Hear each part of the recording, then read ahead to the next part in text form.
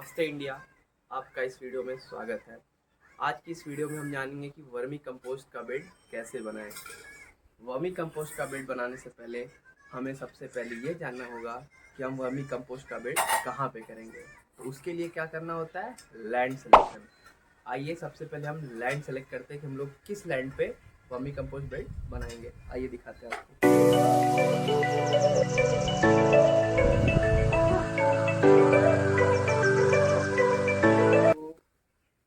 हमारे हिसाब से, क्योंकि हमारा बेड की जो रिक्वायरमेंट्स है, जो लेंथ ब्रेड्थ है वो छोटा है, हम एक छोटा बेड बना रहे हैं, तो हमारे हिसाब से हमारा ये बेड हम यहाँ पे बनाएंगे। हम इस लैंड को सेलेक्ट किए हैं।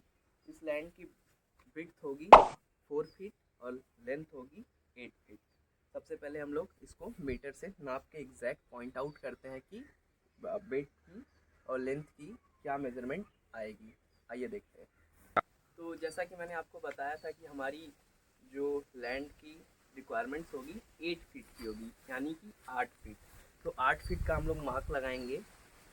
8 फीट का मार्क, थोड़ा आप और इधर आ जाइए जी, वहीं रखिए वहीं रखिए। तो वहाँ से हमारी 8 फीट की रिक्वायरमेंट्स यहाँ तक आ रही है। तो हम यहाँ पे एक मार्क लगाएंगे, बेसिकली एक पॉइंट आउट कर देते हैं। ये हमारा 8 फीट लंबा हो गया। अब इसकी विड्थ क्या है, इसकी चौड़ाई क्या है, 4 फीट। तो आइए हम एक 4 फीट का एक मेजरमेंट ले लेते हैं। सक्षम आप उधर और रखिए। हम इस दीवार से एक ईंटे का गैप रख के रखेंगे, क्योंकि क्या होता है कि जैसे मतलब अगर कोई कीड़े मकोड़े उधर उसके सहारे से इधर ना आ जाए। हम लोग एक ईंटा अगर वहाँ से थोड़ा दूर रखते हैं, आप पास आके दिखा सकते हैं थोड़ा। देखिए, अगर हम लोग वहाँ से ये तो अगर हम यहाँ से इसकी मेजरमेंट लें 4 फीट की, तो ये यहाँ तक आ रही है। इसका भी हम एक मार्का ले लेंगे।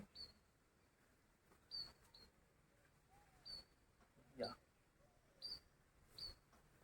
तो हमारा लैंड सिलेक्शन का प्रोसेस आईएस कंप्लीट हो गया है, क्योंकि हमने एक लंबाई और चौड़ाई एक मेज़रमेंट कर ली है। सेक्शन में 4 पोल गाड़ के मेज़रमेंट एक प्रॉपर कर दी, ताकि इससे हमें आसानी हो जाए कि हमें कहाँ तक की एरिया को क्लीन करना है और कहाँ तक की एरिया हमें कवर करना है। दूसरा प्रोसेस आता है लैंड लेवलिंग।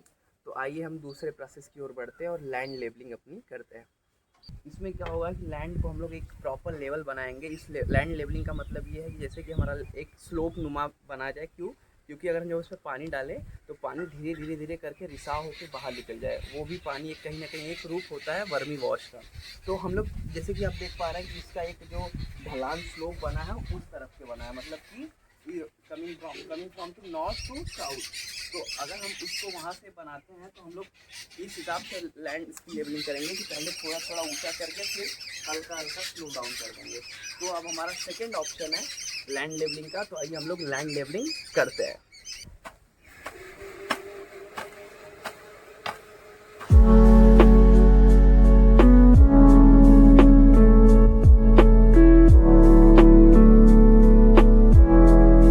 लैंड लेवलिंग से पहले हम लोगों ने घास निकाला। तो घास निकालने से भी पता चल रहा है कि हमें कहाँ पे मिट्टी कितनी चाहिए, कहाँ पे कितना डालना है। तो इस हिसाब से देखिए, अगर हम देख पाएँ तो यहाँ भी थोड़ी मिट्टी चाहिए, क्योंकि ये काफ़ी खाल है, यहाँ पे काफ़ी स्लोप है। और उसके कंपेयर में यहाँ थोड़ी मिट्टी चाहिए, क्योंकि हम लोग अपना स्लोप ऐसा बनाने की कोशिश कर रहे हैं कि ये स्लोप, अगर हमारा जो पानी हम लोग स्प्रिंकल करें इस पर, वह धीरे धीरे धीरे रिस के कहीं ना कहीं जाके यहाँ पे आके गिरे, ताकि यहीं पे सारा वर्मी वॉश कलेक्ट हो। तो उसके लिए हमें सबसे पहले थोड़ी मिट्टी ला के लेवलिंग करने से पहले यहाँ डालनी होगी और थोड़ा यहाँ डालनी होगी। तो आइए चले थोड़ा मिट्टी इससे फेंकते हैं।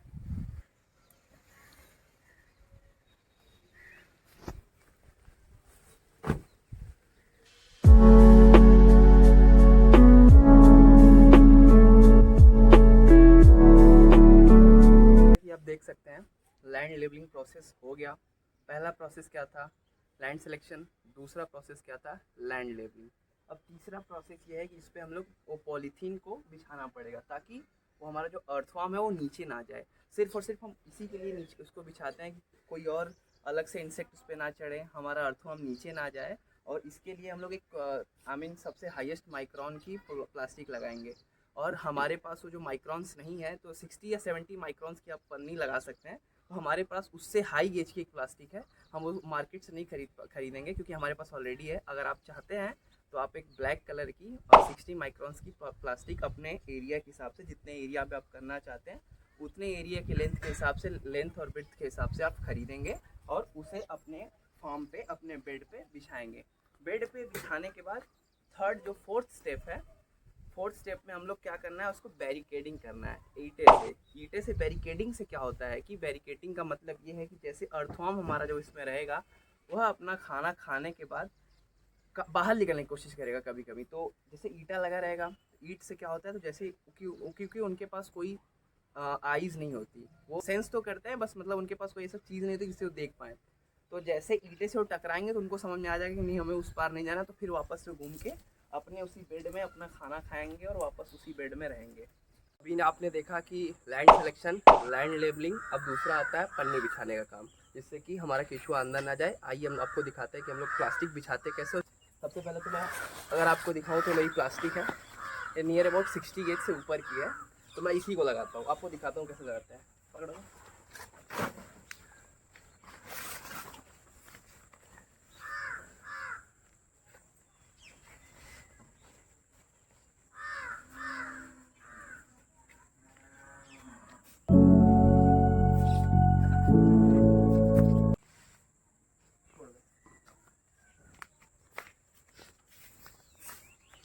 जैसा कि आपने देखा प्लास्टिक लग गई, अब हम इस पर बैरिकेडिंग करते हैं ईंटों से, ब्रिक से। पहले आप एक देख सकते हैं कि मैंने एक स्लाइड बनाया है, यहाँ से अगर मैं इस पर पानी डालता हूँ तो वर्मी वॉश अपना निकल के यहाँ मैं अभी इसका सिलेक्शन करके बनाऊँगा वर्मी वॉश रखने के लिए। तो मैं पहले आपको वर्मी वॉश बनाने के लिए एक नाली भी बना के दिखाता हूँ।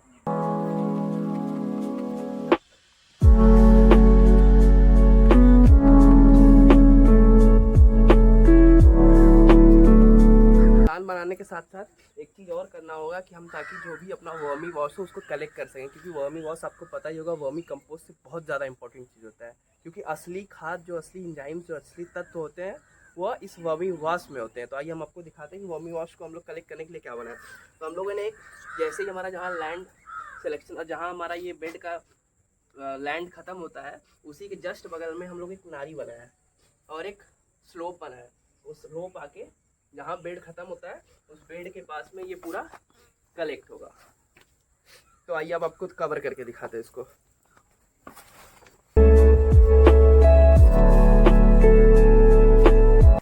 हमने वर्मी वॉश कलेक्ट करने के लिए जगह बना दी, प्लास्टिक बिछा दी, अब आती है बारी इसको कवर करने की, मतलब बैरिकेडिंग करने की ब्रिक से। हम आपको दिखाते हैं बैरिकेडिंग करते कैसे हैं।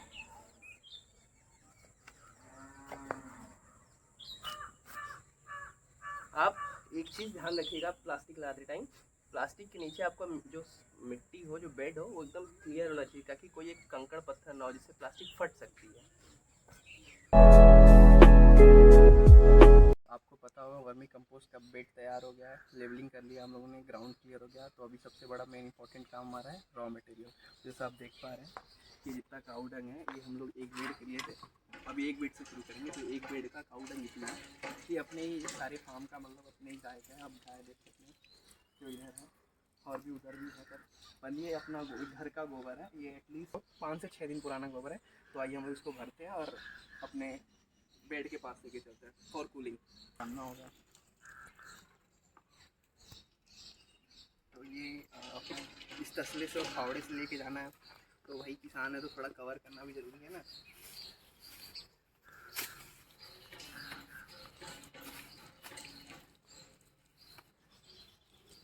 तो हम लोग इस गोबर को आप देख सकते हैं, गोबर की क्वालिटी देखिए आप। अभी ये पास आके दिखाइए थोड़ा, ये देखिए आप, ये गोबर की क्वालिटी, अभी ये हरा गोबर है क्योंकि ये अभी हमारा ताज़ा गोबर है, देख सकते हैं आप। सबसे बड़ी चीज़ बात ये है कि हमारे वर्मी कंपोस्ट का सबसे बड़ा रॉ मटेरियल ही यही है। जितना अच्छा गोबर आपका होगा उतना अच्छा केचुआ आपका खाएगा, क्योंकि अगर हम खाना ही अच्छा नहीं देंगे तो केचुआ खाएगा नहीं, केचुआ खाएगा नहीं तो खाद बनाएगा नहीं। तो सबसे बड़ी बात आपको ये ध्यान रखना होगा कि आपका गोबर गाय का होना चाहिए और 20 से 25 दिन पुराना गोबर होना चाहिए, उससे ज़्यादा नहीं। और यहाँ पे अपने से ही खुद से करना होगा और लेके अपने फार्म पे चलना होगा। आप आइए दिखाइए।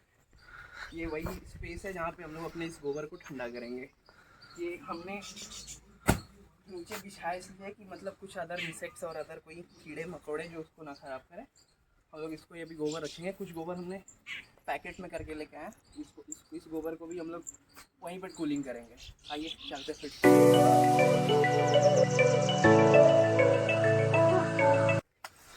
तो गोबर फाइनली कलेक्टेड हो चुका है। 300 किलो नियर अबाउट ये गोबर था। तो ये हम लोग अब इसको ले आके वहाँ बेड पर रख दिए। तो कुछ लास्ट के कुछ है जिसको मैं अभी आपको कलेक्ट करके दिखाता हूँ।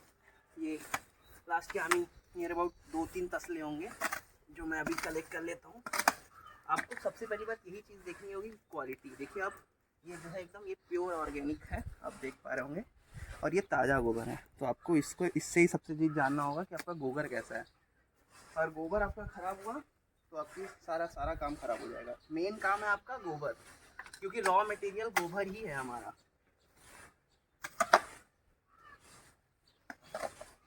हमने सारा कलेक्ट कर लिया, लास्ट के कुछ ही बचे हैं। तो अब आपसे हम मिलेंगे बेड पे, जो हम लोग कूलिंग करेंगे गोबर को। चलिए साइनिंग ऑफ। मैं उम्मीद करता हूँ कि आपको वीडियो का पार्ट 1 ज़रूर पसंद आएगा। दोस्तों, वीडियो बड़ी होने के कारण हमने इसे 2 भाग में किया है। दूसरे भाग में वर्मी कंपोस्ट से जुड़ा ऐसा रहस्य बताया जाएगा कि आपको अभी तक यूट्यूब पे कोई नहीं बताया होगा।